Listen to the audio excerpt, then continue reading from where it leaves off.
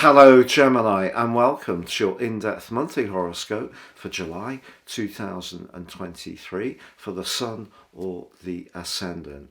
I'm going to give you some standout details to look out for, but please stay with me. I will explore in much greater detail all the ins and outs, particularly relevant to your sign.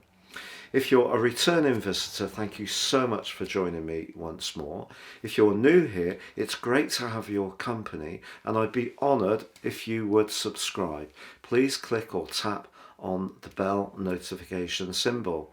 Also, if you'd like to get your free written daily horoscope fired to your device each morning, please see the link beneath this video where you can subscribe.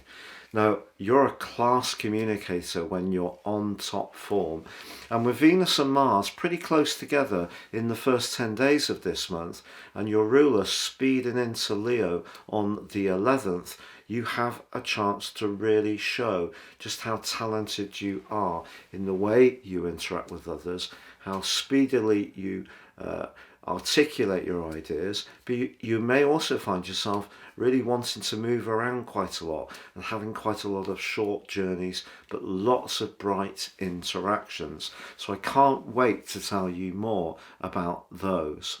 If you would like to ascend above this zodiac broadcast, what you can do by grappling with more serious astrology is provide so much knowledge and understanding of life's patterns that can guide you in your future moves. If you give me 3 pieces of your personal birth data of time, date and place of birth, I can produce for you your life roadmap report. This will give you intimate understandings of the opportunities you have, but also some of the more challenging patterns that may have repeated themselves. And so a better knowledge of these can help to guide you forwards more successfully. And in my 30% off package, you can also get your 12-month personal forecast, totally unique to you, both these charts, and will give you searing insights. Please see the link below for more. However, if you don't know your time of birth, my solar package based on the Sun can still give you a considerable extra understanding that goes beyond this zodiac broadcast. So Gemini, as you burst into this new month, not only are Venus and Mars closely allied, which will give you a lot of extra assistance to articulate your ideas in a very charming but also persuasive way, your ruler Mercury is in an exact conjunction with the Sun on day 1.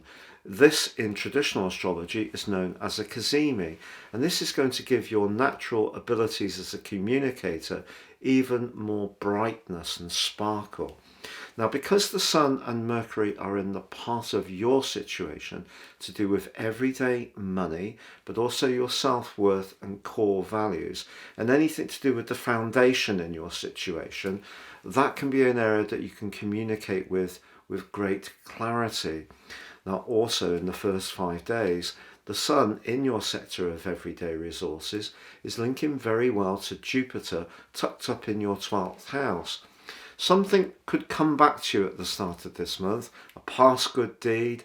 Someone could put a word in for you behind the scenes that can be very advantageous to you, or perhaps something that you've been investing in over a long period of time can really start to see the shoots, the green shoots coming through. It's very exciting stuff. But also Jupiter at the start of this month retains its fine link with Saturn, which was a key feature of May. Now Saturn's in the part of your scope to do with success, and it is really going to ask some questions over the next couple of years, but if you're prepared to really apply yourself, then progress can certainly be made. But that brings us to that full moon of the 3rd. So that's going to provide a backdrop energy for the following 2 weeks. The moon in Capricorn is at the weakest point of its cycle. It's technically detrimented here. And for you, this is where you're asked to check out your devotion. Now, it could be in a business relationship, it could be in a personal one. It may even be about some of your creature comforts or material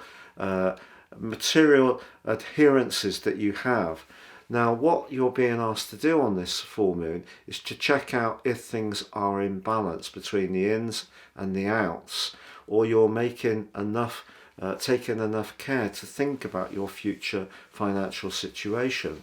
But Saturn actually acts as a real stabilizing influence on this particular full moon, which is interesting, of course, because the moon is in Capricorn, ruled by Saturn. So if you can be very businesslike about your resources, I think there's a lot to be gained as you come into this month. Now, as I mentioned before, Venus and Mars are in an absolutely brilliant alliance early on, but by the 10th, Mars makes its way into the sign of Virgo, which, like your sign, is governed by Mercury. But Mercury, conversely, replaces Mars in Leo on the 11th. In fact, your ruler is going to be rattling through 3 zodiac signs this month. To begin with, it's going to be in Cancer, not its best location, but that is mitigated by the Cazimi. But then on the 11th, it does move into the very grand Leo. So if you've ideas that you want to pump up the volume on, this will give you added confidence.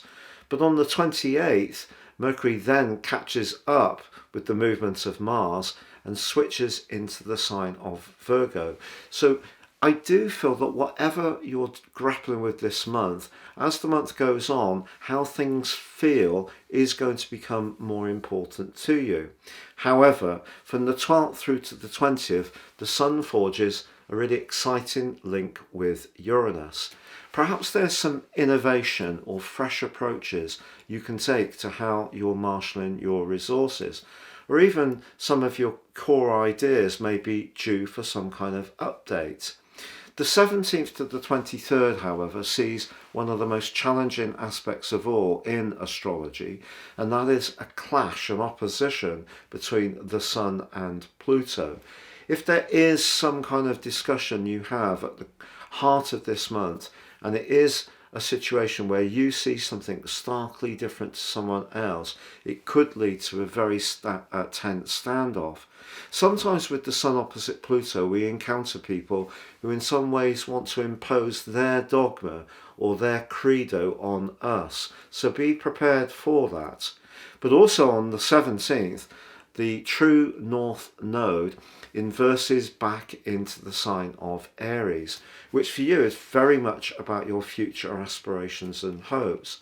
And that's going to be a big theme for you over the next 18 months for sure. But the 17th also sees a new moon in the sign of Cancer, which therefore is very important for you to stay in touch with your feelings. Being an air sign and an ace communicator, sometimes you can work through the prism of logic to such a degree that you may be tempted to ignore your sixth sense, and that's something to try to steer clear of.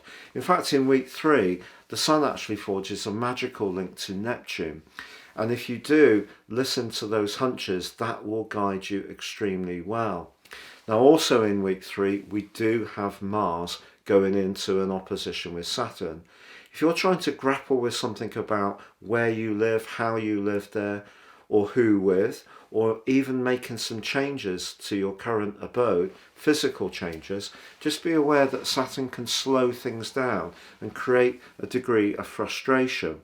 Fortunately, on the 23rd, the Sun bursts into its home zone of Leo, and this really can amplify your ideas, but Venus in that sector does also go into a retrograde on the same day for 44 days, which will go on through to the 4th of September.